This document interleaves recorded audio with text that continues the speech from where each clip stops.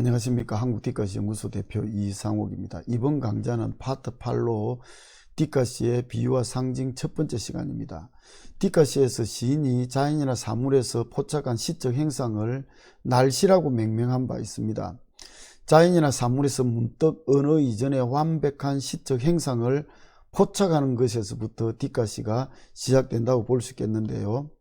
시인이 창작한 것이 아닌 자연이나 사물이 빚은, 즉 자연이나 사물의 상상력으로 혹은 신의 상상력으로 빚은 시적 행상을 시인이 포착하여 전달한다는 측면에서 디카시의 시인은 에이전트라고 그렇게 명명한 바 있습니다. 그러면 자연이나 사물에서 시적 감흥을 얻고 영상과 문자가 한 덩어리가 되어서 SN을 통해서 소통되는 것이 디카시의 이상이라면, 그러면 시인이 자연이나 사물에서 포착한 언어 이전의 시적 행상을 어떻게 영상과 문자로 생생하게 전달하는 것인가, 즉 해야 하는 것인가가 관건이고 문제라고 할 수 있겠습니다.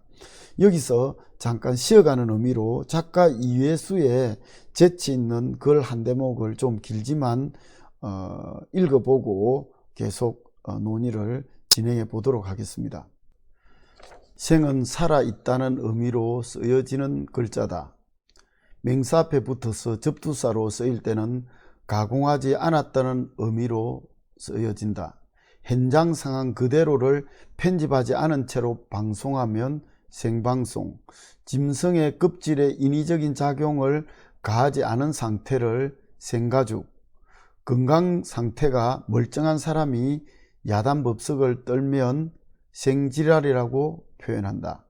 마찬가지로 생머리는 파마를 하거나 염색을 하거나 고데를 하지 않은 상태의 머리칼이다. 선천적인 곱슬머리도 마찬가지다. 가공을 하지 않았으면 생머리에 해당한다. 모든 자연에는 신성이 깃들여 있다. 그러나 적지 않은 인간들이 신성을 무시해버리고 가공에 집착하는 습성을 가지고 있다. 가공은 신성을 소멸시킨다. 사랑도 예외는 아니다. 여자들은 대부분 생머리를 간직하고 있는 나이에 첫사랑을 경험하게 된다. 첫사랑에도 지고지순한 신성이 깃들여 있다. 그러니 대부분의 여자들은 생머리를 잃어버리는 나이에 첫사랑도 잃어버린다. 첫사랑을 잃어버리는 나이가 가공을 배우는 나이다. 그러나 그대가 만약 지고지순한 사랑을 오래도록 간직하고 싶다면 가공을 경계하라. 가공된 아름다움으로는 결코 지고지순한 사랑을 오래도록 간직할 수 없음을 맹심하라. 이회수의 글쓰기의 공중부양에 나오는 글입니다.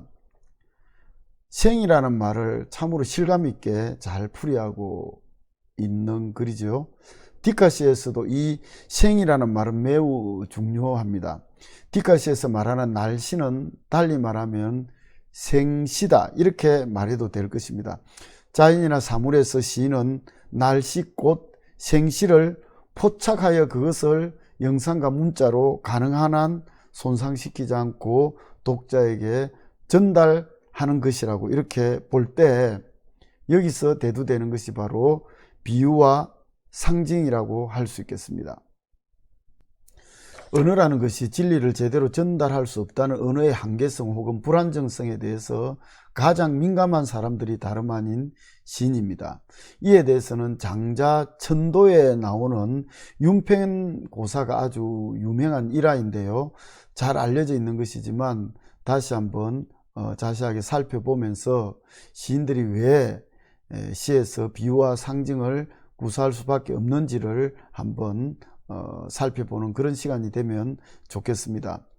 제나라 항공이 대청 위에서 책을 읽고 있었습니다. 그때 윤펜이 대청 아래에서 수레바퀴를 깎고 있다가 망치와 끌을 놓고서 항공에게 묻습니다. 대왕께서 읽으시는 책은 무슨 책입니까? 성인의 말씀이니라, 이렇게 항공이 대답했습니다.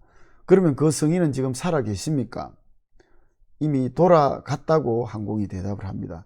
그렇다면 대왕께서 읽으시는 것은 옛 사람의 찌꺼기라고 이렇게 말을 했습니다. 그때 한공이 아주 화를 내면서 가인이 책을 읽는데 수레바퀴나 깎는 내 놈이 무슨 참견이냐, 내가 변명할 구실을 제대로 되지 못하면 죽이겠다, 이렇게 한공이 말을 합니다. 윤표는 길게 대답을 합니다. 그걸 제가 한번 읽어보도록 하겠습니다. 저는 제가 하는 일의 경험을 말씀드리겠습니다. 수레바퀴를 깎을 때 느리면 헐렁해서 꼭 끼지 못하고 빨리 깎으면 빡빡해서 들어가지 않습니다.